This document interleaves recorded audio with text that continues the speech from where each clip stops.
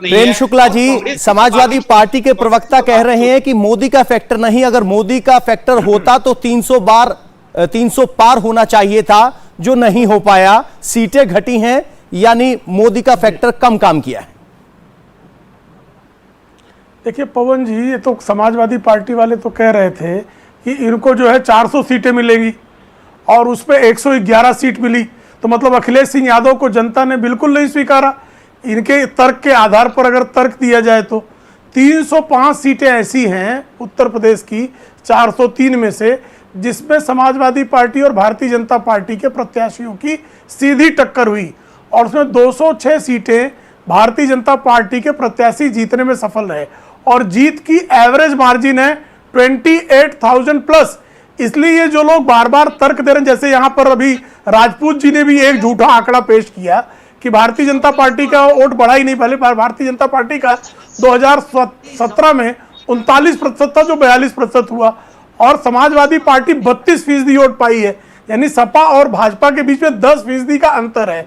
10% vote के अंतर को अगर चुनाव विशेषज्ञ कह रहा है कि ये कांटे की लड़ाई है, तो मुझे लगता है उसको कांटे की लड़ाई की परिभाषा को परिवर्तित करना पड़ेगा। जब 305 सीटों पर सीधी टक्कर होती है और सिर्फ 99 सीटें जीतने में समाजवादी पार्टी सफल होती है, तो 206 और 99 ये कांटे के टक्कर के आंकड़े हैं क्या? ये कहां से गणित पढ़कर लोग आते हैं, ये समझ के बाहर है।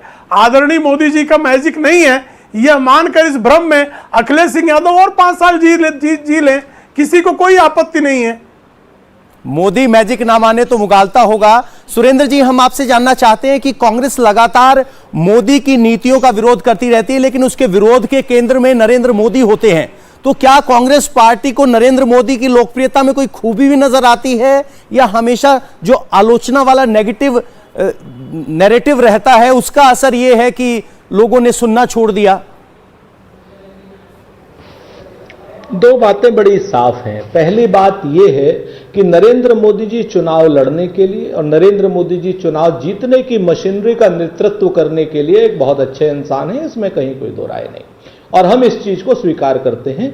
लेकिन नरेंद्र मोदी जी देश की चुनौतियों के लिए, देश के सामने उत्पन्न जो चुनौतियां हैं, चाहे विदेश से अंदर से हो चाहे बाहर से हो, वो चाहे बेरोजगारी की हो, चाहे महंगाई की हो, और चाहे सीमा की हो, और चाहे विदेश नीति को, इन सारी चुनौतियों का सामना करने में असक्षम रहे हैं। और चाहे वो कोरोना काल की चुनौतियों की हो, भारतीय जनता पार्टी के लोग कुछ भी कहते रहें, किसी भी तरीके से कहते रहें, अपने आप में सच्चाई है कि लाखों लोग कोरोना में मरे हैं। अपने आप में सच्चाई है कि 28 करोड़ लोग जो 2014 तक गरीबी रेखा से ऊपर आए थे, नरेंद्र मोदी जी के 5 से 7 साल के कुशासन में 23 करोड़ लोग दोबारा से गरीबी रेखा के नीचे आ गए। अपने आप में कड़वी सच्चाई है कि आज 80 करोड़ लोगों को राशन जो राइट टू फूड के अनुसार दिया जा रहा है, जिसको ये लोग मुफ्त का कहते हैं, नरेंद्र मोदी जी का कहते हैं, देश का राशन है, और जो कि कांग्रेस ने राइट टू फूड का अधिकार जनता को के समक्ष रखा था, उस पर मिल रहा है। तो यह अपने आप में खुशी की बात नहीं है, यह दुख की बात है कि 80 करोड़ लोग गरीब हैं नरेंद्र मोदी जी के कुशासन में।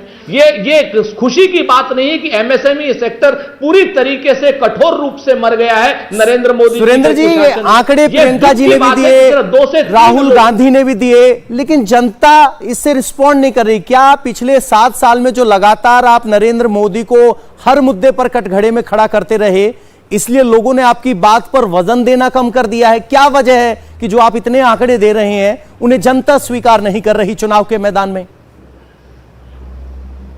ये देखिए पवन भाई, आपने बड़ी अच्छी बात कही।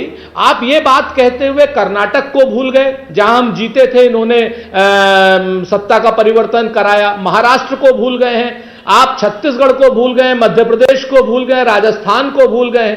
सच बात यह है कि तमाम राज्यों में, झारखंड को भूल गए हैं, बंगाल को भूल गए हैं आप, आंध्र प्रदेश को भूल गए हैं, केरल को भूल गए हैं, तमिलनाडु को भूल गए हैं। इन सब किसी भी जगह पे नरेंद्र मोदी जी का कोई मैजिक नहीं चला। पिछले 7-8 सालों में जहां चुनाव हुए, नरेंद्र मोदी जी तमाम जगहों पर हारे हैं।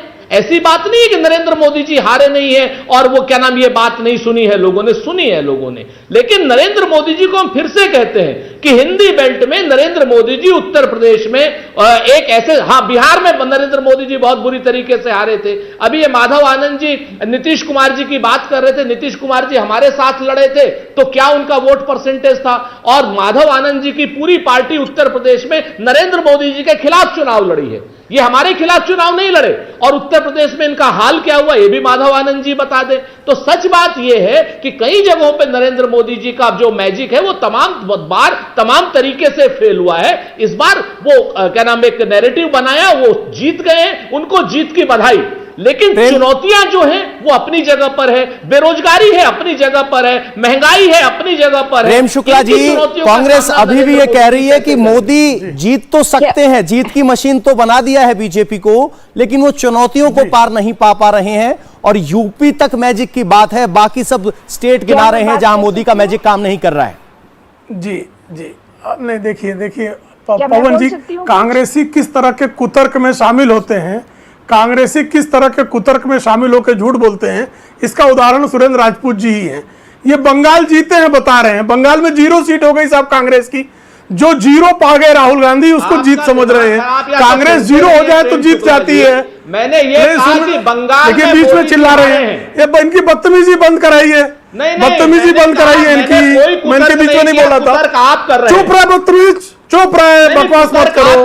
मैं बीच में आपके बोल नहीं बोल रहा था, मैं आपके बीच में नहीं बोल रहा था, चिल्लाइए मत। नहीं प्यार से बात कीजिए, तर्क रखिए, गुस्सा ना कीजिए, गुस्सा ना कीजिए। अब दूसरा बोल रहे हैं, ये दूसरा नहीं, ये मेरे बीच में क्यों चिल्ला रहे हैं, लेकिन क्यों चिल्ला रहे हैं, तो सुना आता ना। इंडिया टीवी हर वक्त हर जगह डाउनलोड करने के लिए सर्च करें India TV news Google play store या ऐप स्टोर पर।